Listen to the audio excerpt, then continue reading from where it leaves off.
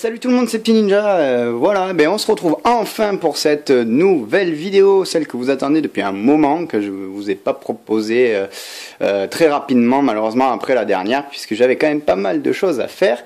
Donc aujourd'hui, on se retrouve pour cette fameuse vidéo concernant le Hellstrike Gundam version RM, donc complètement fini, terminé, peint, vernis et voilà, donc sur son magnifique stand, son action base. Voilà, donc avant de commencer quand même la vidéo, le descriptif du Gundam en lui-même, hein, je vais vous faire patienter encore un peu sinon c'est pas drôle. Comme certains d'entre vous l'ont vu sur ma page Facebook, donc j'ai proposé de réaliser une petite vidéo FAQ, donc c'est-à-dire foire aux questions, avec des questions concernant les Gundam, enfin la réalisation des Gundam, si vous avez des trucs et astuces à me demander, ou même des questions personnelles, si ça vous tente. Voilà. Donc, écoutez, ce que je vais faire, c'est que je vais vous proposer de m'envoyer vos questions par mail privé, bien entendu, sur Facebook ou sur YouTube, c'est vous qui voyez, en fonction, puisque je sais pas si tout le monde suit YouTube ou Facebook, quoi, vice versa. Donc, écoutez, vous choisissez où vous voulez m'envoyer vos questions. Sur ma boîte mail privée ou sur message privé sur Facebook, sur la page Facebook. Et puis moi je m'occuperai d'y répondre. Donc ça c'est vous qui voyez, vous vous débrouillez, vous êtes grand. Et n'hésitez pas à poser plusieurs questions même si vous voulez, hein, vous n'êtes pas obligé de vous arrêter à une seule question. Voilà, donc sans plus tarder, on va attaquer avec notre Hellstrike Gundam que, donc, comme vous voyez, est positionné sur son action base de façon dynamique. Donc c'est une pose dynamique. Pour ceux qui ont acheté le kit ou qui ont vu des reviews ou d'autres reviews ou la boîte, vous pouvez constater que j'ai reproduit la pose qu'il y a donc sur la boîte. Donc en plus, je vais devoir donc l'enlever et tout refaire une fois que j'aurai fini la vidéo. Vous vous rendez compte de tout ça pour vous, puisque j'ai galéré à le mettre dans cette position. Non mais je rigole, hein, c'est pas vrai. Donc écoutez, c'est parti. Je vais l'enlever de l'action base et on va attaquer sans plus tarder donc le petit descriptif de ce kit. Je vais essayer de pas tout démonter quand même, ça sera assez embêtant. Voilà. Donc ça, hop, on verra après. Donc voilà, j'ai retiré donc le Strike Pack, le Hellstrike Pack, comment on dit déjà, le Hellstriker, voilà, je vais y arriver.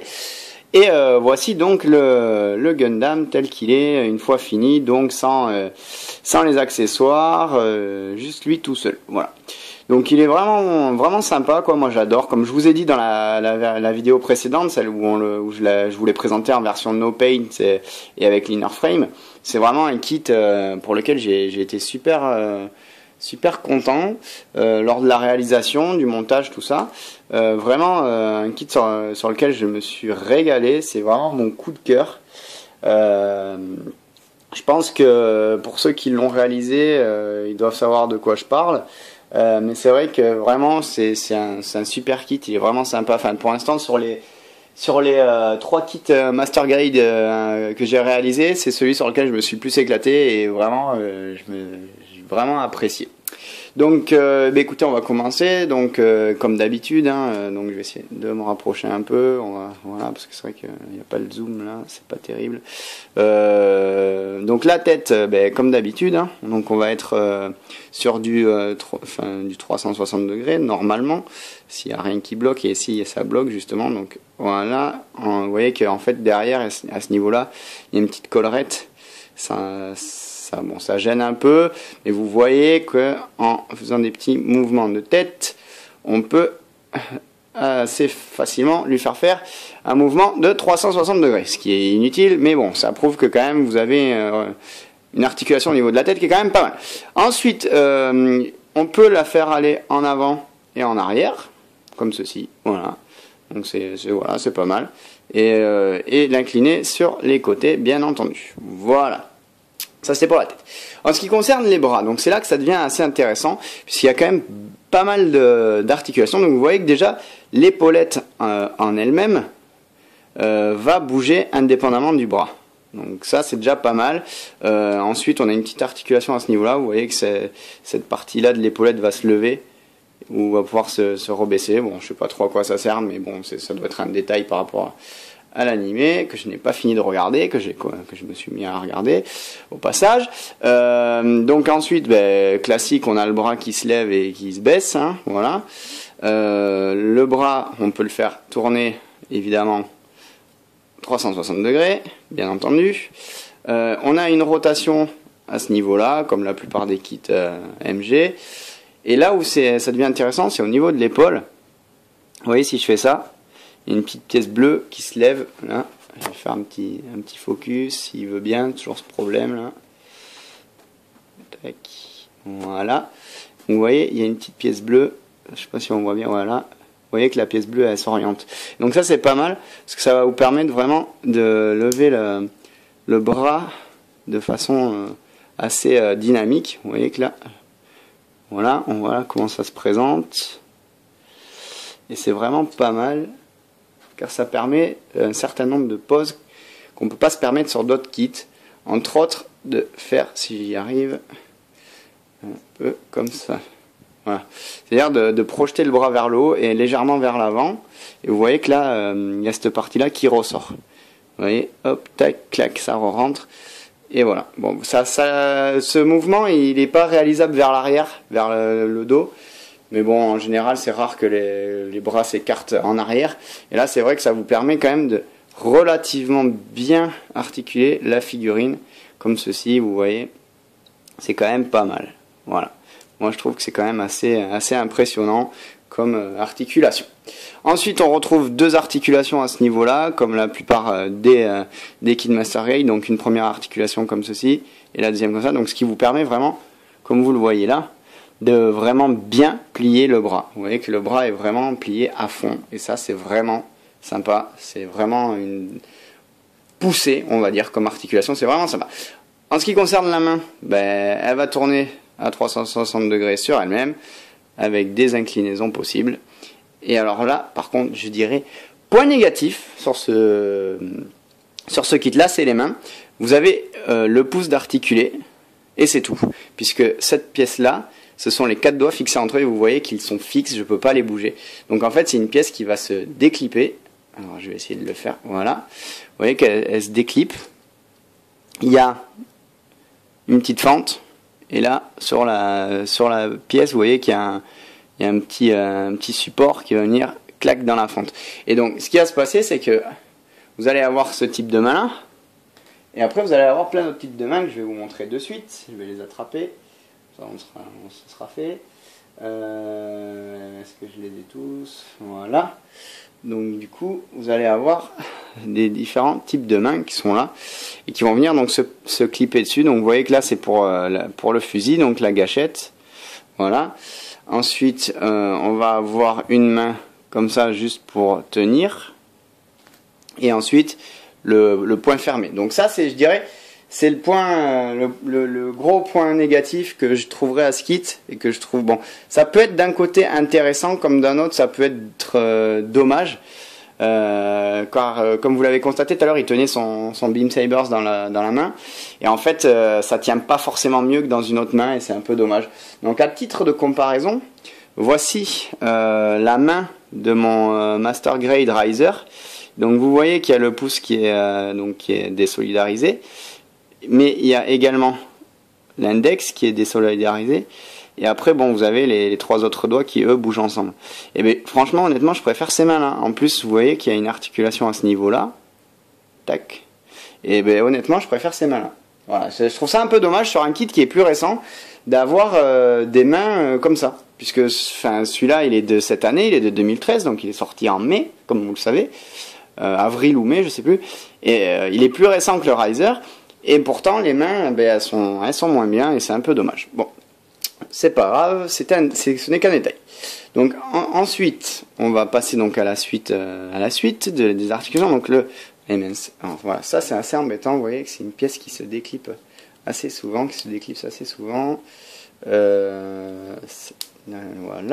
Donc vous voyez quand même, on a une articulation au niveau de la taille qui est assez impressionnante, puisque vous voyez que il y a moyen de bien le pencher. Alors vous voyez que la pièce blanche qui est là est indépendante du torse, ce qui fait que quand vous le pliez, vous voyez que ça s'intègre parfaitement et ça donne un effet de finition qui est vraiment sympathique. Voilà, vous voyez, c'est vraiment pas mal. Après, il y a la possibilité d'incliner en avant et en arrière. Voilà, ça c'est vraiment sympa pour les poses dynamiques de pouvoir incliner en avant comme ça son Gundam. Non, franchement, il y a un gros travail au niveau des articulations sur ce kit et que je trouve vraiment sympathique. Vraiment, ils se sont appliqués, ils ont vraiment poussé pas mal, ils se sont lâchés au niveau des articulations. Donc ici, on a le cockpit, donc je vais essayer de vous le montrer. Donc pour le cockpit, il faut donc que je vais vous montrer maintenant. Il faut prendre la petite pièce bleue qui est là, c'est pas évident parce qu'elle est quand même bien reculée et en plus moi avec la peinture ça a tendance à épaissir un peu, donc voilà. Donc là la petite pièce bleue, vous voyez qui est là, on la tire vers l'extérieur, hop, on l'avance, ça permet donc là de faire reculer la pièce rouge. Et décidément moi j'y arrive pas, c'est pas super. Là tac, voilà. Une fois que donc vous avez retiré la pièce bleue, on prend la pièce rouge que je viens de remettre, c'est génial. Bon bref, la pièce rouge, vous la chopez, vous la tirez vers le bas, voilà, comme ceci.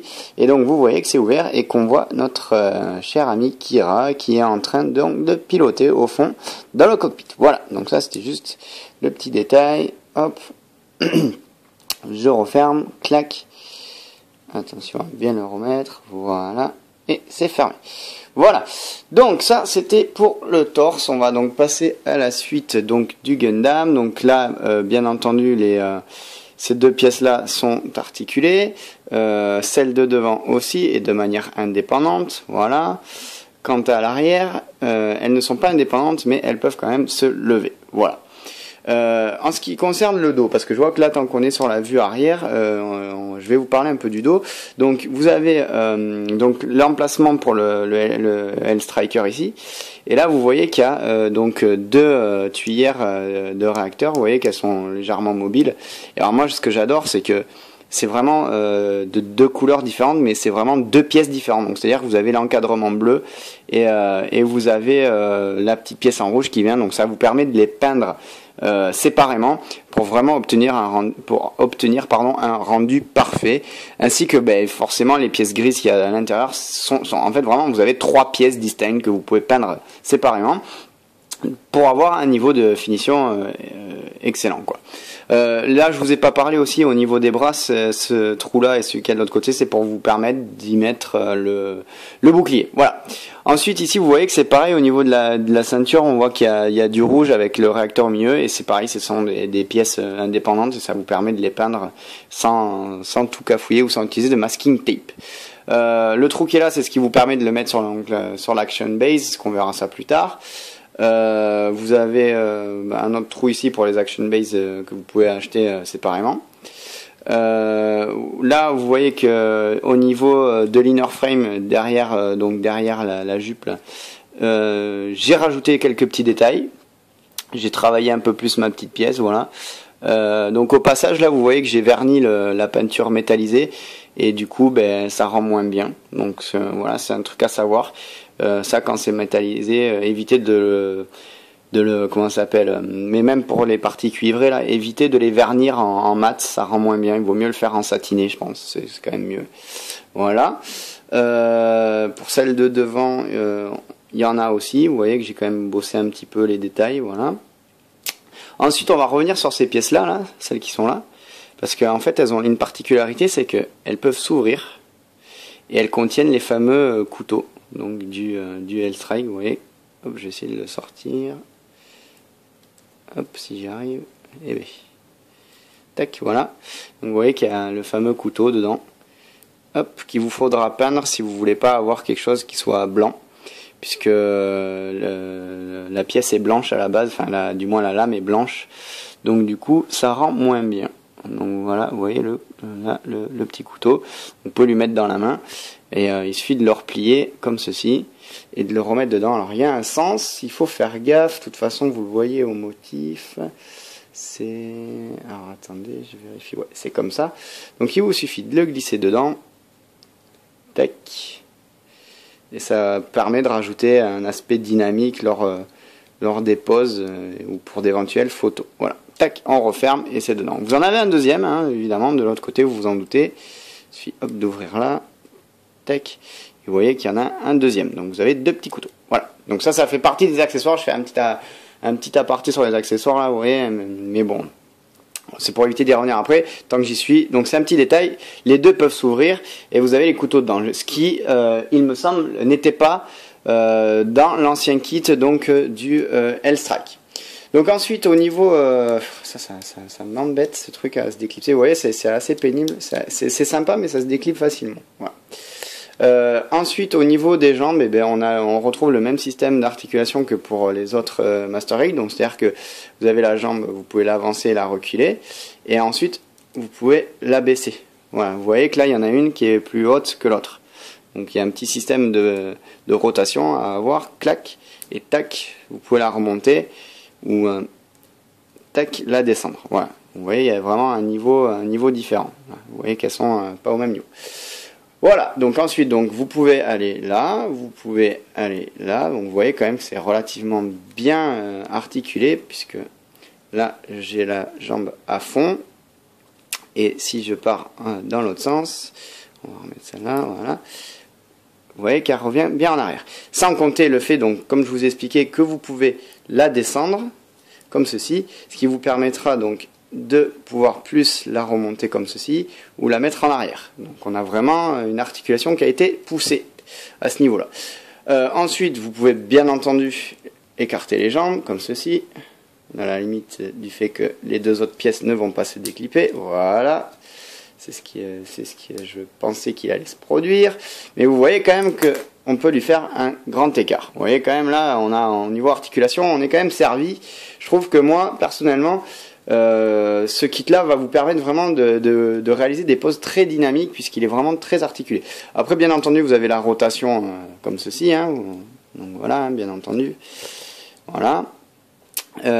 Donc ensuite c'est là que ça devient intéressant, et que je trouve que là Bandai a fait vraiment un très bon travail, et je trouve ça vraiment sympathique. C'est que cette pièce là est mobile, et donc quand vous allez plier votre jambe, la pièce va bouger. Donc je vais vous montrer. Tac. Alors la première articulation en haut, et vous voyez que hop, la pièce qui est là vient s'agencer en fonction de comment vous articulez votre jambe. Donc on voit aussi que la jambe, on peut quand même bien la plier, hein. Vous voyez qu'elle est bien pliée sur elle-même, et donc du coup si vous mettez le Gundam de face, vous voyez que ça cache quand même pas mal le genou. Vous voyez que ça vient glisser le long de cette paroi, et on va quand même obtenir un truc qui va être sympa niveau finition. Donc je vous remonte le petit mouvement parce que c'est quand même assez sympa. Là, tac, vous voyez, hop, tac, tac, tac. Ouais, moi je suis super fan de ça, hein. Franchement, clac, clac, clac. Voilà. Donc ça a été emprunté au Perfect Grade, bien entendu, hein, puisque à la base, ce sont la gamme des Perfect Grade, donc les 1/60e, qui ont cette capacité à avoir des bouts d'armure qui vont s'agencer en fonction des articulations. Donc moi franchement je trouve ça vraiment sympa, c'est un truc qui me plaît beaucoup, et je perds des morceaux, ça commence bien. Hop là, on va le remettre de suite, voilà. Et vraiment c'est un petit détail, et ça a son importance. Moi vraiment je trouve ça super, surtout quand vous faites une pose dynamique. Au niveau de la cheville, on va être assez limité, vous voyez, au niveau de la rotation, puisqu'il y a cette pièce là, mais bon elle bouge quand même avec le pied. Donc vous voyez qu'il y a deux articulations, il y a celle-ci et il y a celle-ci, vous voyez, donc c'est vraiment pas mal. Ensuite bon on peut toujours aller de l'avant vers l'arrière comme ça, et on peut également mettre vers le bas comme ça, bien que ce soit pas très utile, et surtout bien comme ça, ce qui va vous permettre donc de faire des poses assez complexes. Donc entre autres, par exemple, si vous pliez donc la jambe comme j'ai fait tout à l'heure, voilà, comme ceci, hop, tac, au passage on en profite pour mater le petit déplacement de la pièce, et donc là vous voyez, tac, si je fais ça, ça va me permettre vraiment de pouvoir le poser en repliant l'autre jambe vers le haut. Hop, j'ai essayé de faire ça sans bouger les pièces, sans les faire tomber. Voilà, bien entendu, c'est ce que je n'arriverai pas à faire, je pense. Si, c'est bon. Ah bon, j'ai cru que ça avait bougé. Ce qui va vous permettre donc de positionner votre Gundam comme ceci. Et donc là, je pense qu'on est pas mal. Hop, je vais essayer de... Voilà. Donc vous voyez, je vais le reculer. Voilà, on a quand même quelque chose de pas mal. Hein.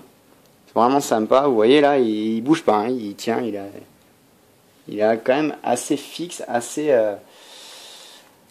stable. Donc après, ce que je peux faire, voilà, c'est ça que je voulais faire. Donc c'était mettre le genou à terre. Est-ce que je peux... Je peux pas plus là. Voilà. Voilà ce que je voulais faire. Ce que je voulais vous montrer. Voilà. On a quand même une capacité à positionner son Gundam qui est vraiment extraordinaire pour... enfin, extraordinaire, peut-être pas, je m'enflamme peut-être un peu, vous me direz. Mais je trouve que quand même, ça vous permet d'avoir des poses assez sympas pour du 1/100 pour du Master Grade. Voilà.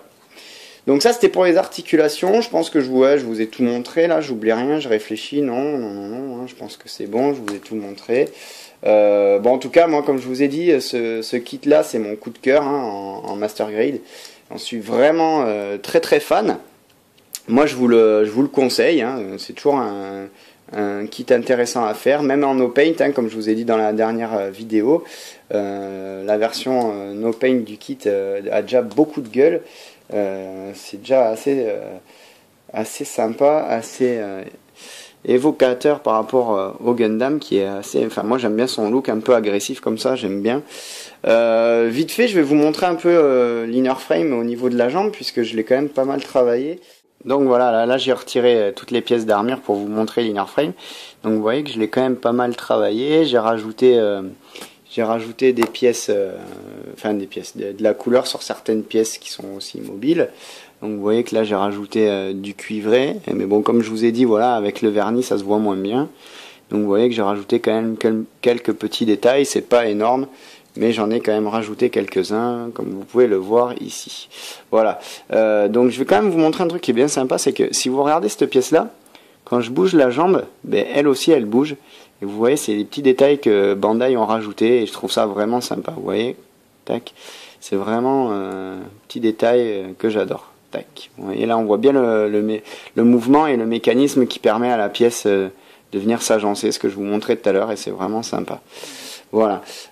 Ensuite, je sais pas si on va bien le voir, mais vous voyez que dedans là, il y a des petits pistons et c'est pareil, je les ai peints, j'ai rajouté du détail. Voilà. Donc ça, c'était pour notre Hellstrike Gundam en lui-même. Je vais remettre tous ces bouts d'armure là et on va attaquer avec les accessoires. Donc en ce qui concerne les accessoires, donc comme je vous l'ai montré tout à l'heure, il y a le fameux bouclier. Donc je vais vous montrer d'un peu plus près, voilà. Donc qui ressemble beaucoup à celui du RX78, hein, vous voyez, sauf qu'au lieu d'être carré, disons qu'au lieu d'avoir vraiment la forme du losange comme ça, il a été un peu plus retravaillé. Là, vous voyez que c'est taillé en pointe. Bon, après, il est vraiment sympa, moi j'aime bien. Par contre, on n'a pas la petite vitre, le petit plexiglas là, comme le RX78. Bon, ça c'est pas grave. Et après, bon, après moi je l'ai travaillé un peu plus. Hein, j'ai rajouté du détail parce que j'aime bien rajouter quelques détails. Vous voyez qu'il y a une poignée en haut ici, là, à ce niveau-là. Donc là, on a une autre poignée là. Là, c'est le système, donc vous voyez que c'est rotatif pour le fixer. Donc on va y revenir après. Et la petite poignée qui est là. Donc cette petite poignée, vous pouvez soit la laisser comme ça, soit la déclipper. Hop, voilà, vous voyez qu'il y a un petit trou là, avec donc ici les petits supports qui vont dedans. Et vous pouvez le mettre comme ça. Et ça vous permet donc au Gundam de le tenir aussi dans sa main. Voilà. Donc c'est un petit détail, mais c'est sympa, moi j'aime bien, voilà. Donc vous voyez, je l'ai quand même pas mal travaillé au niveau de l'intérieur, histoire d'ajouter une petite touche de réalisme. Alors je sais pas si c'est vraiment comme ça, si c'est ces vraies couleurs là, mais bon, je me suis lâché, je me suis dit allez hop. Donc pour ce qui est de la fixation, donc vous voyez qu'il y a deux façons de faire. Donc si vous le mettez dans ce sens comme ceci, donc de manière plate, c'est ce qui va vous permettre de venir le fixer donc dans le petit trou que je vous ai montré tout à l'heure, ici, clac, et de garder donc le bouclier comme ceci en position arrière. Voilà, comme ceci. Ou alors, donc, et vous pouvez le faire, ce qui est bien, sans l'enlever du bras du Gundam, le mettre en position donc de côté comme ça, comme je vous l'avais vu au début de la vidéo. Voilà, et ça c'est assez sympa, je trouve, c'est bien foutu. Donc moi je préfère personnellement le laisser comme ça. c'est mon choix, après c'est vous qui voyez. Mais moi je préfère le laisser sur le côté plutôt que en arrière comme ceci. Ça c'est une question de goût. Voilà, encore une fois, les goûts et les couleurs ne se discutent pas. C'est vous qui voyez, c'est en fonction de vos choix et de vos goûts. Ensuite, je vais vous parler, bon, on va regarder le Hellstrike en premier, le Hellstriker.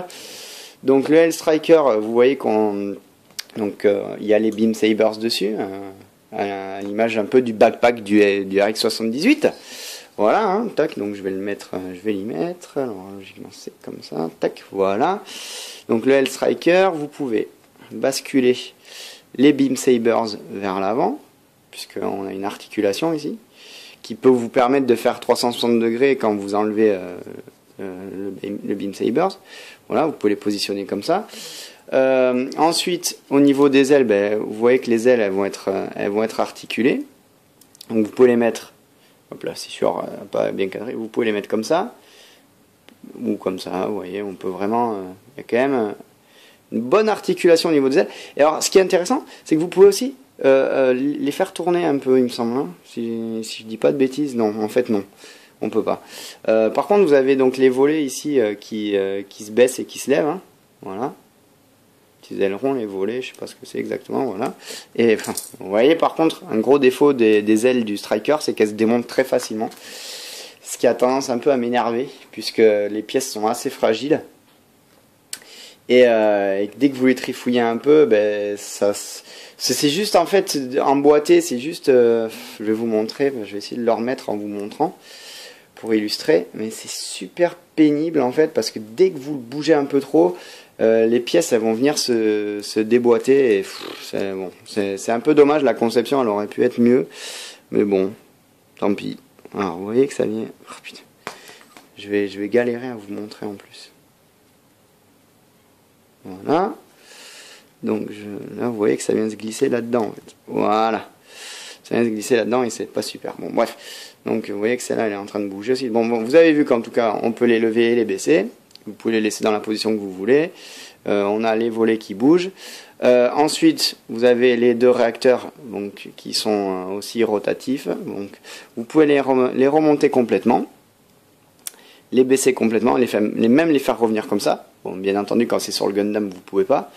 Et en plus de ça, vous pouvez donc les écarter comme ceci. Voilà, ce sera peut-être mieux comme ça, comme ceci. Voilà. Vous m'excusez hein, si des fois je passe hors champ, que je suis pas bien cadré, c'est parce que je regarde pas forcément dans le téléphone. Enfin, si je regarde, enfin oui, enfin j'essaye de vous montrer les détails et forcément des fois je vois pas aussi que je cadre. Vous voyez que c'est un peu, on peut légèrement les orienter comme ceci. Voilà. Donc cette partie là c'est la partie qui vient se fixer sur le Gundam. Cette partie là est légèrement, enfin comment dire, coulissante. Voilà. Donc vous pouvez, vous voyez que ça, hop, vous voyez que ça coulisse. Donc vous pouvez le rapprocher ou le reculer du dos du Gundam. Je vois pas trop l'utilité. Et par contre, petit détail qui vous explique pas dans la notice, et ça va être le deuxième point négatif de ce kit, c'est que cette partie-là, elle est coulissante aussi. Ah non, pas celle-là, je vais y arriver. J'aimerais bien arriver à le faire sans que ça se démonte. Ah, punaise, je vais pas y arriver. Je vais pas y arriver. Hop, voilà. Vous voyez, là, toute cette pièce-là, toute cette partie-là, recule comme ceci, laisse apparaître deux petits emplacements ici pour des accessoires, et surtout ici, laisse apparaître ce petit trou-là, qui va permettre à cet accessoire-là, le pack de batterie supplémentaire, de venir se fixer. On va y revenir après. Donc vous voyez, vous avez juste à attraper ici, à tenir là, et paf, vous faites coulisser. Donc là, je vais vous le montrer un peu plus près. Vous voyez, hop, voilà ce qui bouge en fait. Hein. Voilà. Donc ça va vous permettre, comme je vous disais. Donc ça, déjà, avant que je continue, il vous l'explique pas dans le manuel. Ça, dans le mode d'emploi, il vous le montre pas. C'est un peu dommage parce que du coup, moi, c'est vrai qu'il y en a un d'entre vous. Alors, je suis désolé, je me souviens plus du pseudo. Il y en a un d'entre vous qui m'a posé la question pour comment on fait. Donc du coup, qu'est-ce que c'est que cette pièce, qu'est-ce que c'est cet accessoire, à quoi il sert et qu'est-ce qu'on en fait. Et du coup, donc c'est vrai que ça dans le manuel il vous l'explique pas. Moi je l'avais vu sur la vidéo de de Robert là, 144 je crois, je sais plus, enfin bref, auquel je suis abonné, et c'est lui qui le montre dans sa vidéo. C'est comme ça que je l'ai appris, parce que moi non plus je ne l'aurais pas su. Donc du coup vous voyez qu'il y a ce petit emplacement qui apparaît ici, qui était caché par cette pièce. Donc ça permet donc, vous voyez là, ceci, de le glisser dedans et de pouvoir le fixer. Alors, est-ce que je vais y arriver? Voilà. Et du coup, vous vous retrouvez avec le pack de batterie supplémentaire qui est fixé comme ceci. Voilà. Voilà. Et sachant que chaque batterie est amovible, et donc laisse apparaître une fente et vous pouvez la remettre. Voilà. Bon, je sais pas trop à quoi ça sert, puisque cet accessoire fait partie de la version RM, donc remaster, et je sais pas du tout à quoi ça sert. Apparemment, c'est un pack de batterie supplémentaire, mais après, je n'en sais pas plus. Donc ensuite, je prends mon Gundam. Donc cette partie-là va venir donc dans la fente qu'il y a là. Hop, comme ceci, tac, on le glisse, on l'avance, tac, et voilà. Et du coup, vous avez votre Gundam avec son L-Strike Pack, là, son Striker Pack, que vous pouvez mettre comme ceci, voilà. Et le pack de batterie, donc, supplémentaire, voilà.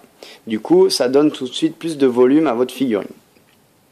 Voilà, donc personnellement, moi je vais enlever le pack de batterie supplémentaire, parce que moi je trouve ça pas forcément utile. C'est assez esthétique quand même, c'est assez sympa, mais bon, après moi je suis pas super fan, donc je vais l'enlever, tac. Donc après là vous pouvez positionner donc les réacteurs comme ceci vers le bas, ainsi que les ailes. Donc pour placer les ailes vers le bas, ça va engendrer un certain mouvement des pièces, et c'est un peu dommage. Et vous voyez qu'ici la pièce là sort de son emplacement, vous voyez, tac, ça sort vers l'extérieur de son emplacement, mais ça vous permet, comme dans la série, donc de le placer comme ça avant le départ, avant le lancement. Il y a les ailes qui sont repliées. Voilà. Donc les deux Beam Sabers sont plugués dessus, rappelant donc le RX78-2. Donc je vais remettre les ailes avant qu'elles se barrent, je sais pas où là. Voilà. Moi perso j'aime bien les mettre comme ceci, avec les deux autres comme ça. Voilà. Tac, c'est déjà un peu plus dynamique je trouve. Voilà, après ça c'est vous qui voyez, vous les mettez comme vous voulez, là c'est peut-être un peu trop excessif, voilà. Moi j'aime bien positionner comme ceci, donc là je trouve qu'il a vraiment de la gueule. Donc du coup les deux Beam Sabers sont amovibles, donc voilà, ça je m'y attendais aussi, du Striker Pack, voilà, on va essayer de pas le perdre quand même. Donc vous l'avez ici, le petit Beam Sabers, sur lequel vous avez donc la fameuse...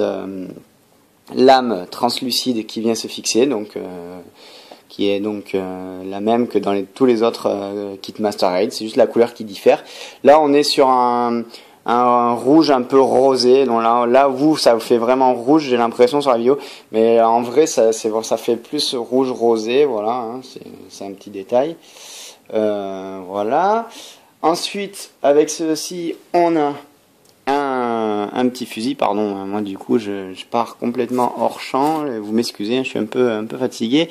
Donc on a notre fameux fusil avec donc la poignée qui est rotative, et donc la fameuse lentille qui est une pièce donc translucide que j'ai peint en bleu, en clear blue. Donc qui faisait l'objet d'une vidéo tuto, si vous vous souvenez bien. Voilà, et vous voyez que le rendu est vraiment sympa. Voilà, plus sympa toujours que les petits autocollants qui vous filent avec. Voilà, donc ça c'était pour les accessoires, donc du Gundam en lui-même, ces accessoires là. Maintenant je vais vous montrer donc comment ça s'appelle, l'Action Base. Donc je vais légèrement écarter mon Gundam, que je vais mettre là. Et voici donc l'Action Base. Donc comme vous pouvez le voir, elle est quand même assez balèze. Elle est quand même assez grande.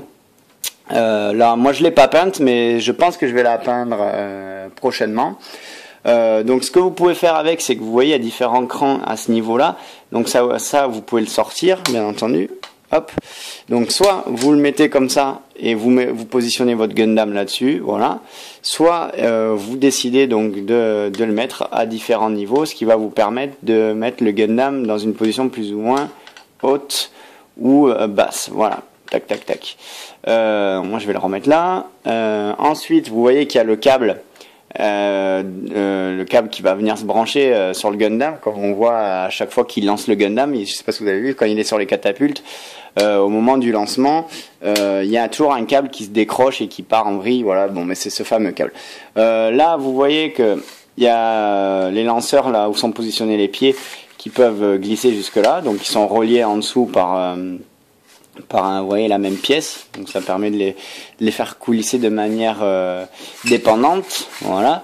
Et vous voyez qu'il y a aussi au niveau du talon une petite pièce qui est mobile, voilà. Ensuite, vous avez une longueur de câble qui est plus longue, donc ça c'est comme un câble électrique en fait, hein. Vous avez une gaine en caoutchouc avec une tige en métal flexible dedans. Donc vous voyez, moi je l'ai replié là comme ça, mais vous pouvez la faire passer là, hein. Moi je l'ai fait comme ça, oui, hop. Donc vous voyez, on peut la faire passer là, elle est coincée avec deux petits trucs. Et après il y a un trou au fond là qu'on voit là, vous pouvez le faire passer et ça vient se caler là-dessous, ça vient se caler là-dessous et ça vous prend moins de place. Moi je l'ai laissé comme ça je peux vous montrer que on voit pas bien. Est-ce que je vais pouvoir faire un focus et vous montrer mieux? Voilà, on l'a vu. Voilà, là on voit bien qu'il y a un fil, une tige en métal dedans. Voilà, qui permettra donc d'avoir quelque chose de flexible. Donc comme vous pouvez voir, si je fais ça, ça reste en place, hein. Je peux le mettre comme ça. Vous voyez, ça reste en place. Bref, cette partie-là donc va venir se fixer sur le Gundam. Au niveau de cet orifice-là, qui est le même orifice qui vous permet donc de fixer le Gundam sur l'Action Base. Donc du coup, vous voyez, hop, ça vient là, comme ceci. Tac. Je vais essayer de... Voilà. Et vous voyez que c'est branché à ce niveau-là. Donc après, ce que vous pouvez faire, c'est avancer ça. Et vous pouvez positionner votre Gundam comme ceci, prêt au lancement avec le câble dans le dos. Et vous voyez que ça rend quand même pas mal. Ça lui donne encore plus de classe et encore plus de gueule. Moi, je suis super fan. Donc après, vous pouvez bien entendu le retirer. Et vous pouvez choisir de mettre la hauteur que vous voulez. Donc tiens, on va le mettre un peu plus haut que tout à l'heure. Vous pouvez le mettre comme ça, tac.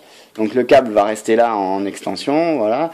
Ça, vous le mettez où vous voulez, vous ouvrez ça ou pas, c'est vous qui voyez. Et du coup, après, ça vous permet de faire ce que vous voulez au niveau des poses. Ça vous autorise un nombre de poses dynamiques assez importantes. Voilà. Donc, écoutez, je pense qu'on a fait le tour. Là, je vois qu'on a quand même passé pas mal de temps à discuter de ce Gundam.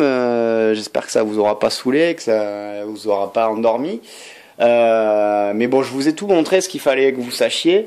Moi, vraiment, comme verdict, comme bilan, on va dire, de ce review, je vais vous dire que vraiment ce kit, il est vraiment génial.